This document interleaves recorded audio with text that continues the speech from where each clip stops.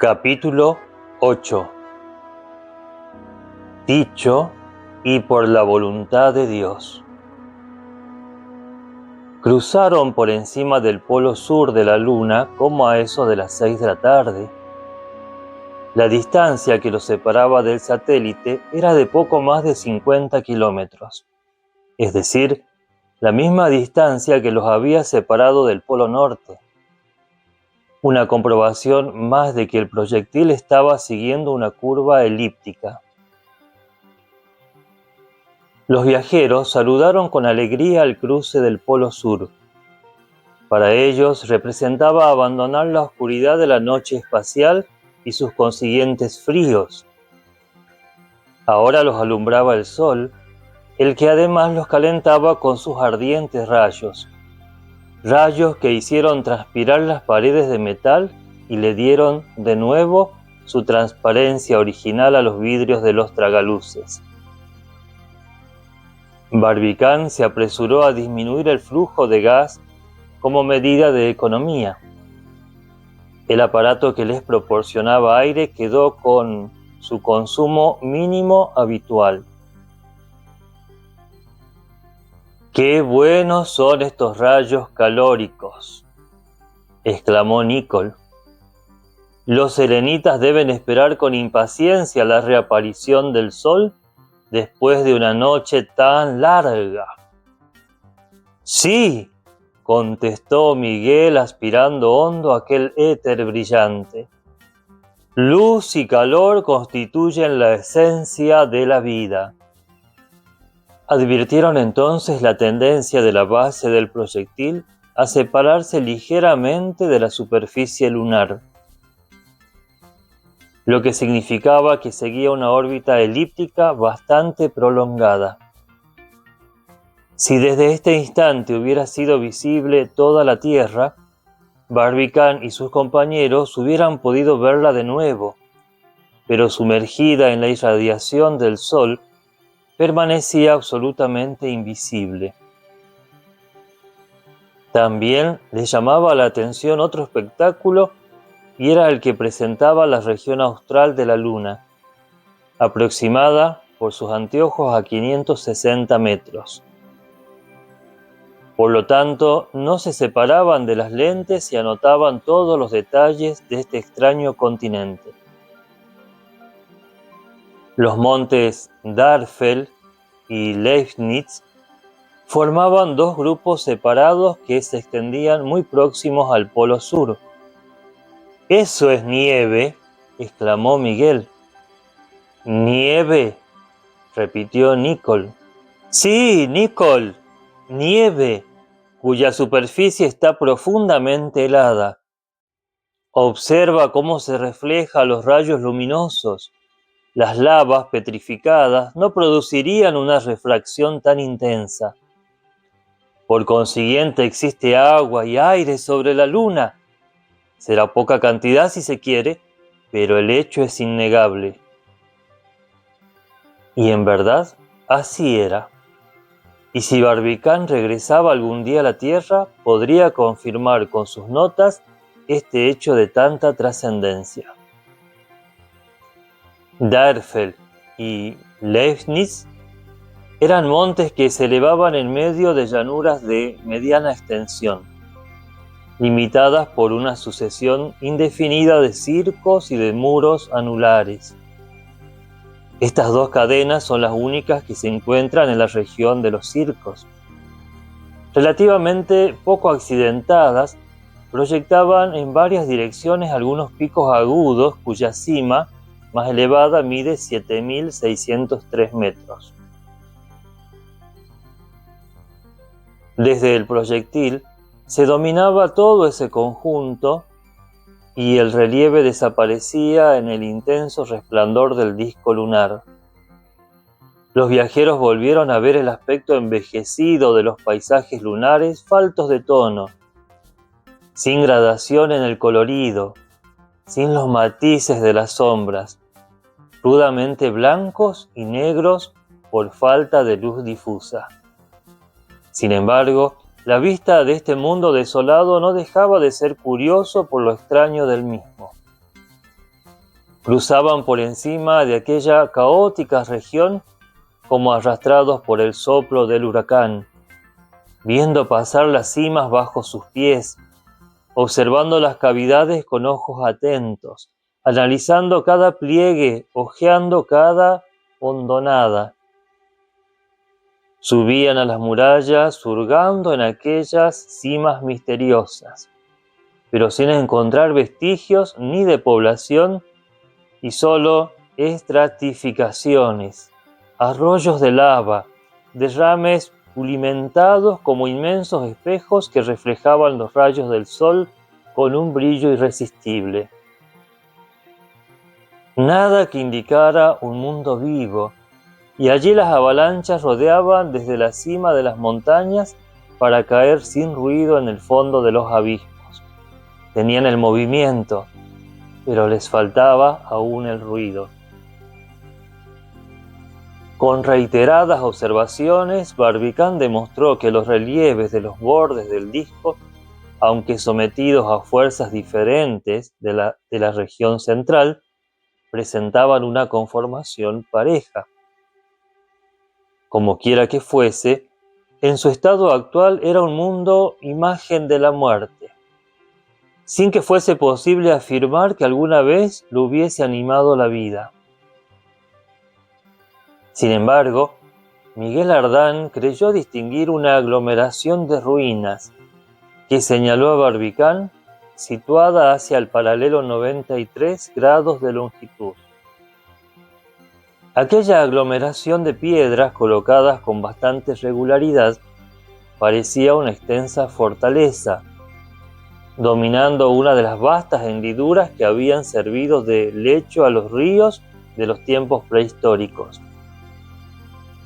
No muy lejos, se elevaba a 5.646 metros, la montaña anular de Shorts, igual al Cáucaso asiático. Miguel Ardán, con su pasión acostumbrada, sostenía la evidencia de una fortaleza. Por debajo se distinguía lo que semejaba las murallas desmanteladas de la ciudad. Más allá, la bóveda aún intacta de un pórtico. Por ahí, 2 o 3 columnas inclinadas sobre su base. Más allá, una sucesión de curvaturas que debían haber contenido los canales de un acueducto. En otra parte, los pilares hundidos de un frente gigantesco construido sobre el espesor de una hendidura. Miguel Ardán veía todo esto con tanta alucinación en la mirada, a través de un anteojo tan fantástico, que no podía menos que desconfiarse de sus observaciones y, sin embargo, ¿quién se atrevería a afirmar que el simpático joven no había visto realmente lo que sus dos compañeros se negaban a ver? En esos momentos no cabía una discusión ociosa. La ciudad selenita, real o irreal, había desaparecido ya. La distancia del proyectil al disco lunar continuaba aumentando y los detalles del suelo se perdían, confundiéndose. Solo los relieves de los circos, de los cráteres, de las llanuras, continuaban percibiéndose con claridad. Hacia la izquierda se dibujaba en ese momento uno de los más bellos circos de la orografía lunar. Sin duda, lo más curioso de aquel continente era el monte Newton, que Barbicán reconoció sin dificultad, consultando su mapa selenita. Newton forma un cráter anular cuyas paredes de 7.264 metros de altura parecían gigantescas. Barbicán señaló a sus compañeros el hecho que la altura de aquella montaña en relación a la llanura vecina estaba lejos de igualar a la profundidad de su cráter. El enorme orificio del cráter era imposible de medir y formaba un abismo sombrío, cuyo fondo jamás era iluminado por los rayos solares. Newton, dijo Barbicán, Es el tipo más perfecto de esas montañas anulares. En la Tierra no se conocen. Su existencia en la Luna prueba que la formación de aquel planeta por enfriamiento se debió a causas violentas, porque mientras los relieves adquirían grandes alturas al impulso de los fuegos interiores, el fondo se retiraba mucho más abajo del nivel lunar. No lo discuto, contestó Miguel Ardán. Pasado el monte Newton, el proyectil se hallaba exactamente sobre la montaña anular de Moret. Luego siguió desde lejos las cumbres de Blancanus y a esos de las 7:30 de la noche llegaba al cráter de Clavius. Este circo es uno de los más notables del disco. Su altura se calcula en unos 7.091 metros. Los viajeros situados a unos 400 kilómetros, que se reducían a 4 en los anteojos, pudieron admirar el conjunto de aquel extenso cráter. Los volcanes terrestres, dijo Barbicán, no son más que ratoneras en comparación con los de la Luna. El cráter más ancho de la Tierra mide 10 kilómetros de diámetro. ¿Cómo comparar esas medidas con las de Clavius que vemos en este momento? ¿Qué ancho tiene?, preguntó el capitán Nicholl. 227 kilómetros, respondió Barbicán. Es el circo más importante de la Luna, aunque muchos otros miden 200, 150 o 100 kilómetros. Amigos míos, exclamó Miguel, ¿se figuran lo que debía ser este apacible astro de la noche cuando esos cráteres, henchidos de truenos, vomitaban torrentes de lava, granizadas de piedras, nubes de humo y llamas? ¡Qué espectáculo tan prodigioso entonces y ahora qué decadencia! La Luna no es ya más que el seco cascarón de un fuego artificial, cuyos cohetes, petardos, serpentinas y soles, después de brillar resplandecientes, no han dejado más que recortaduras de cartón. ¿Cómo encontrar la causa y la razón de los cataclismos? Barbicán no escuchaba esos delirios poéticos de Miguel Ardán. Contemplaba el interior de Clavius, formado por anchas montañas en su espesor de varios kilómetros. En el fondo de su inmensa cavidad se veía un centenar de pequeños cráteres apagados y que agujereaban el suelo convirtiéndolo en una verdadera espumadera sobre un pico de unos 1500 metros. Un aspecto de desolación completa presentaba la llanura. Nada tan árido como aquellos relieves, ni tan triste como aquellas montañas. No parecía sino que el satélite había reventado por aquel sitio. El proyectil seguía su curva y aquel caos no cambiaba. Sin interrupción se sucedían los circos y las montañas desplomadas. Nada de llanura ni de mares. Aquella era una Suiza o una Noruega intermitente. Pero en el centro de aquella región escabrosa, en su punto culminante, se levantaba la montaña más espléndida y deslumbradora del disco lunar. Tycho, en la que la posteridad conservará siempre el nombre del ilustre astrónomo danés. Tycho forma una concentración luminosa tan intensa que los habitantes de la Tierra pueden verla sin anteojos, por más que se hallen a 450.000 kilómetros de distancia. Imagínese cuál sería su intensidad a los ojos de observadores situados a 677 kilómetros solamente. La distancia que separaba a los viajeros de las cimas anulares de Tycho no era tan grande que no pudieran apreciar los principales detalles. Sobre el terraplén que formaba el circuito de Tycho, se apoyaban las montañas formando taludes interiores y exteriores a manera de gigantescas terrazas que parecían elevarse 100 a 130 metros más al oeste que al este. Ningún sistema de fortificaciones terrestre podía compararse con aquella fortificación natural. Una ciudad edificada en el fondo de aquella cavidad habría sido absolutamente inexpugnable.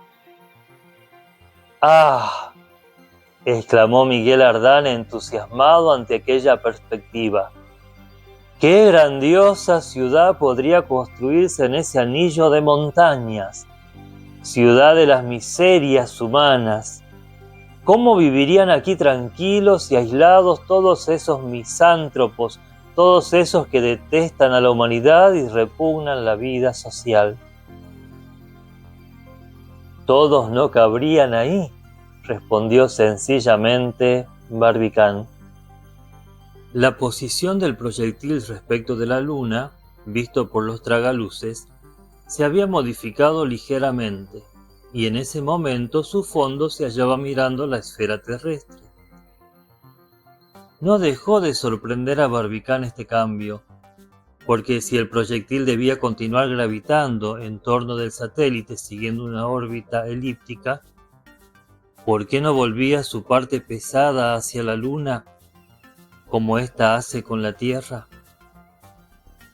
En esto había de nuevo un punto difícil de aclarar. El estudio determinado de la marcha del proyectil decía que al separarse de la Luna seguía una curva idéntica a la que había trazado al acercarse. Describía una elipse muy prolongada que se extendía probablemente hasta el punto de atracción igual, de equilibrio, donde se neutralizan las fuerzas de la Tierra y de su satélite.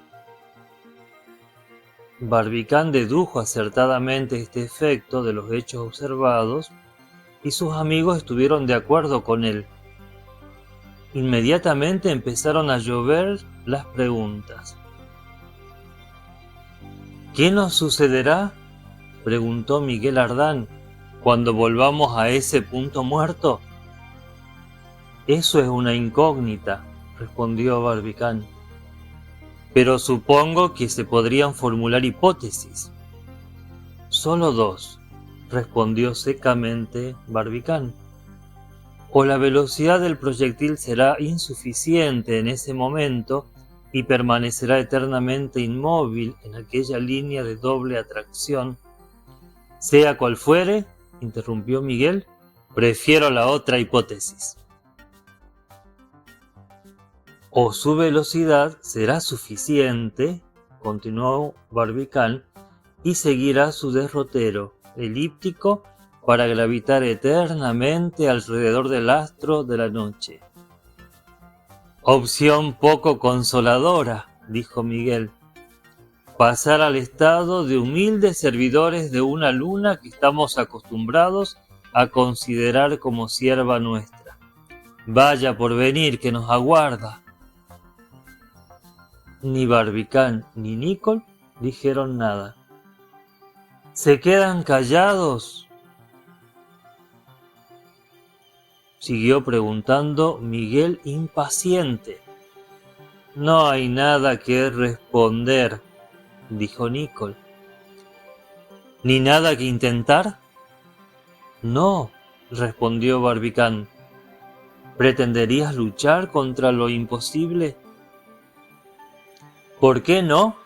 ¿Un francés y dos americanos han de retroceder ante semejante palabra? ¿Pero qué quieres hacer? Dominar este movimiento que nos arrastra. ¿Dominarlo? Sí, respondió Miguel animándose. Controlarlo, contenerlo o modificarlo. Utilizarlo, en fin, para el logro de nuestros proyectos. ¿Y cómo? Eso les toca resolver a ustedes. Si los artilleros no son dueños de sus proyectiles, no son tales artilleros. Si el proyectil manda al artillero, es preciso meter a éste en el cañón en lugar de aquel. Vaya, unos sabios, ahora no saben qué hacer después de haberme inducido. ¿Inducido? Exclaman a un tiempo Nicol y Barbicán. ¿Qué quieres decir? No andemos con recriminaciones, dijo Miguel. No me quejo. El paseo es de mi gusto y el proyectil también. Pero me parece que debemos hacer cuanto sea humanamente posible para caer en alguna parte, ya que no caemos en la luna. Nosotros no deseamos otra cosa, Miguel, respondió Barbicán, pero carecemos de recursos para conseguirlo. ¿No podemos cambiar o modificar el movimiento del proyectil? No. ¿Ni disminuir su velocidad? No. ¿Ni aún aligerándolo como se aligera un barco demasiado cargado? ¿Qué quieres votar? Respondió Nicol. No tenemos lastre a bordo. Además, me parece que el proyectil aligerado marcharía más aprisa. Más despacio, dijo Miguel. Más aprisa, replicó Nicol. Ni más aprisa ni más despacio, terció Barbicán para poner en paz a sus amigos. Porque flotamos en el vacío, donde no se puede tener en cuenta el peso específico. Pues bien, exclamó Miguel en tono decisivo, entonces solo nos queda una cosa que hacer. ¿Cuál? Preguntó Nicol. Almorzar, respondió imperturbable el audaz francés, que en los momentos de apuro siempre acaba de este modo. Eran las 2 de la mañana, pero la hora importaba poco para almorzar. Miguel sirvió su comida habitual, terminada por una excelente botella sacada de la bodega secreta. Si no brotaban las ideas en sus cerebros ahora, pensó, había que desconfiar del Chambertin 1863. Terminada la comida, comenzaron de nuevo las observaciones.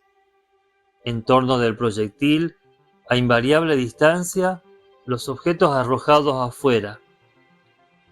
Era indudable entonces que el proyectil no había atravesado atmósfera alguna en su movimiento de traslación alrededor de la Luna. Porque, de no ser así, el peso específico de aquellos objetos habría modificado su marcha relativa. Nada había que ver por la parte del esferoide terrestre. La Tierra no llevaba más de un día de su primer cuarto. Había sido nueva la víspera a medianoche, y debía pasar 2 días antes de que se dibujase su primer segmento luminoso, viniendo a servir de reloj a los selenitas, puesto que en su movimiento de rotación, cada uno de sus puntos pasa 24 horas después por el mismo meridiano de la Luna. El espectáculo era diferente por el lado de la Luna. El astro brillaba con todos sus resplandores, en medio de un sinnúmero de constelaciones cuya claridad no empañaban sus rayos. En su disco, las llanuras empezaban a verse ya como ese tinte oscuro que se ve desde la Tierra. El resto del nimbo permanecía brillante y en medio de su brillantez general, Tycho se destacaba como un sol. No había manera para que Barbicán pudiera apreciar la velocidad del proyectil, pero el razonamiento le demostraba que aquella velocidad debía disminuir de modo uniforme, de acuerdo con las leyes de la mecánica racional. Admitiendo que el proyectil describiera una órbita alrededor de la Luna, esta órbita sería necesariamente elíptica. La ciencia sostiene que debe ser así. Ningún móvil circulando en torno de un cuerpo atrayente falta a esa ley.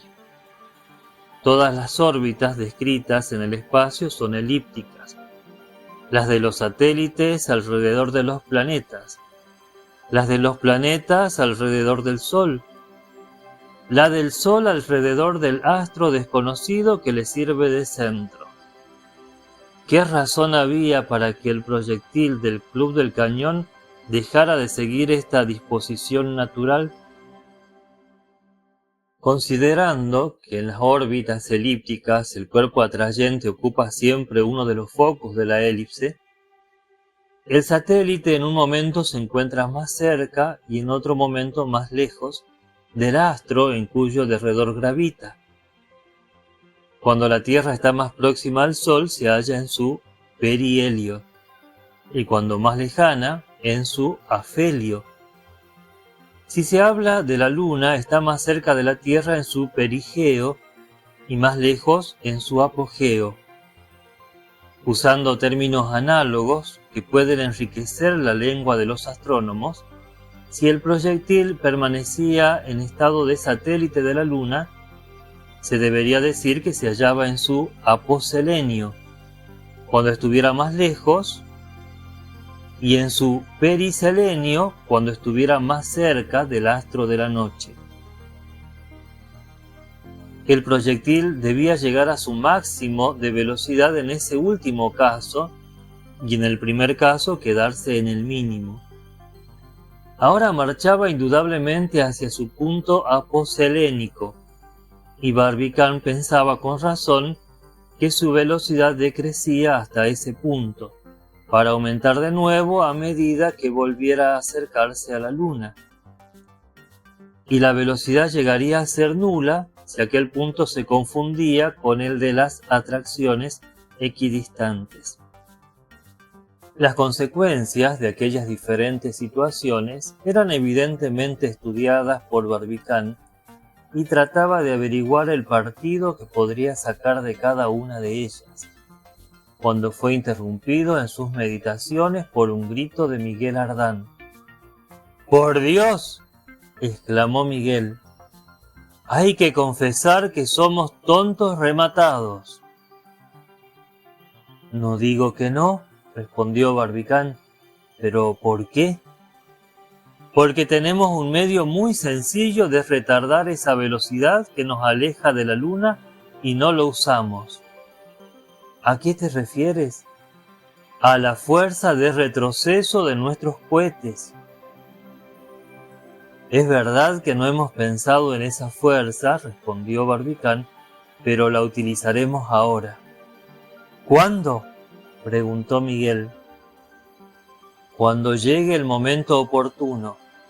Observen, amigos míos, que en la posición actual del proyectil, posición oblicua todavía respecto del disco lunar, nuestros cohetes, modificando su dirección, podrían apartarlo en vez de aproximarlo a la Luna.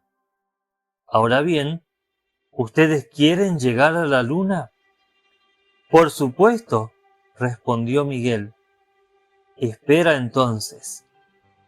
Por efecto de una influencia inexplicable, el proyectil tiende a volver su fondo hacia la Tierra. Es probable que en el punto de atracción igual, su vértice cónico se dirija enteramente hacia la Luna. En aquel momento se puede esperar que su velocidad sea nula. Ese será el momento de actuar, y bajo el impulso de nuestros cohetes quizás podremos provocar una caída directa a la superficie del disco lunar. «¡Bravo!», dijo Miguel. «Eso no lo hicimos ni podíamos hacerlo al pasar la primera vez por el punto muerto, en razón a que el proyectil se hallaba animado todavía de una velocidad demasiado grande». «Muy bien razonado», dijo Nicholl. «Esperemos con paciencia», prosiguió Barbicane. Pongamos de nuestra parte todas las probabilidades, y después de haber desesperado tanto, empiezo a creer que lograremos nuestro objeto. Esta conclusión mereció los aplausos de Miguel Ardán. Ninguno de aquellos tres locos se acordaba ya de que la luna no estaba habitada, ni que era inhabitable. Lejos de eso, iban a hacer todos los esfuerzos posibles por llegar a ella. Faltaba solo resolver un problema. ¿En qué momento llegaría el proyectil al punto de atracción igual en que los viajeros se jugarían el todo por el todo? Barbicán solo necesitaba consultar sus notas para calcular este momento. Hecho esto, supo que faltaban 22 horas, si la marcha del proyectil no sufría alteración, para llegar al punto esperado. Los cohetes habían sido dispuestos ya con anterioridad para debilitar la caída del proyectil sobre la luna, y ahora los audaces viajeros iban a emplearlos para producir un efecto enteramente contrario. Como quiera que fuese, estaban dispuestos y no tenían más que esperar el momento de prenderles fuego.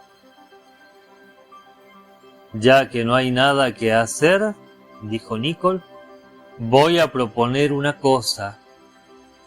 ¿Qué cosa?, preguntó Barbicán. Propongo dormir. Vaya una idea, exclamó Miguel Ardán. Hace 40 horas que no hemos pegado los ojos, dijo Nicholl. Unas cuantas horas de sueño nos devolverán nuestras fuerzas. Me opongo, replicó Miguel. Bueno, prosiguió Nicholl, que cada cual haga lo que le plazca. Por mi parte, me voy a dormir.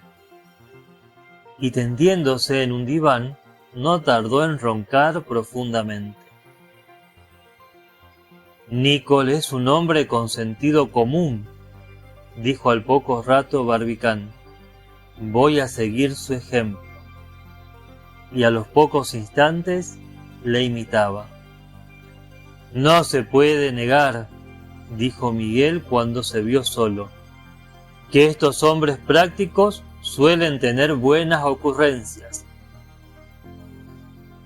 Y extendiendo sus piernas y cruzando sus brazos detrás de la cabeza, se durmió también. Pero a las 7 de la mañana ya estaban otra vez en pie. El proyectil continuaba alejándose de la luna e inclinando más y más hacia ella su parte cónica.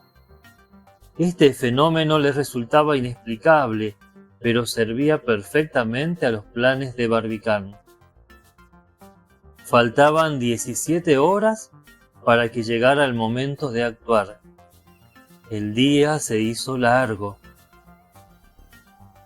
Por más animosos que fueran los viajeros, se sentían vívidamente agitados al acercarse al instante que debía decidirlo todo: su caída hacia la luna o su eterno encadenamiento en una órbita inmutable.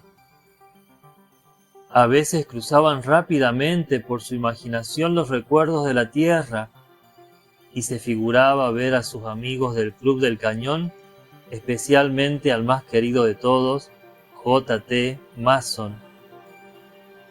En aquel momento, el respetable secretario debía estar ocupado en su puesto en las montañas rocosas. ¿Qué pensará cuando viese el proyectil en el espejo de su gigantesco telescopio?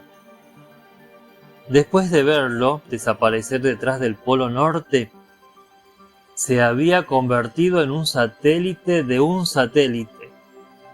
¿Habría lanzado J.T. Maston por el mundo esta inesperada noticia? ¿Debía ser este el desenlace de tan gran empresa? Sin incidente alguno, el día pasó y llegó la medianoche terrestre. Iba a comenzar el 8 de diciembre. Dentro de una hora debían llegar al punto de atracción igual. ¿Qué velocidad llevaba entonces el proyectil? No se podía calcular, pero ningún error podía inutilizar los cálculos de Barbicán. A la 1 de la mañana la velocidad debía ser y sería nula. El punto de detención del proyectil en la línea neutral debía coincidir, además, con otro fenómeno.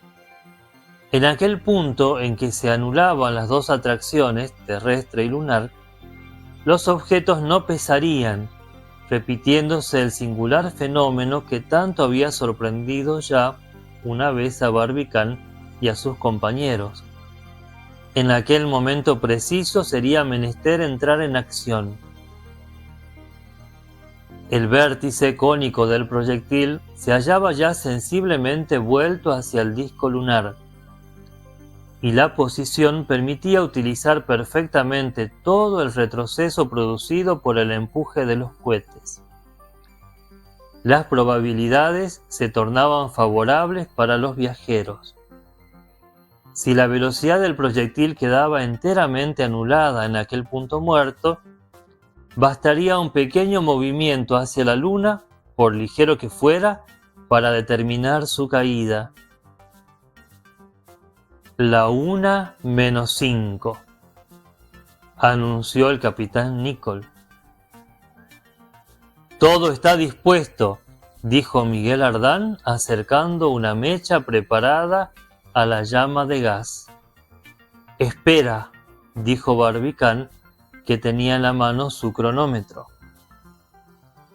La gravedad no se sentía en aquel momento, y los viajeros percibían en sí mismos aquella completa desaparición. Estaban próximos al punto neutro, si no en él mismo. La 1, dijo Barbicán. Miguel aplicó la mecha inflamada a un aparato que ponía en comunicación instantánea a los cohetes. No se oyó ninguna detonación en la parte exterior donde faltaba el aire, pero por los tragaluces, Barbicán vio un fogonazo prolongado que se extinguió poco a poco. El proyectil sufrió una sacudida que se percibió con toda claridad en su interior.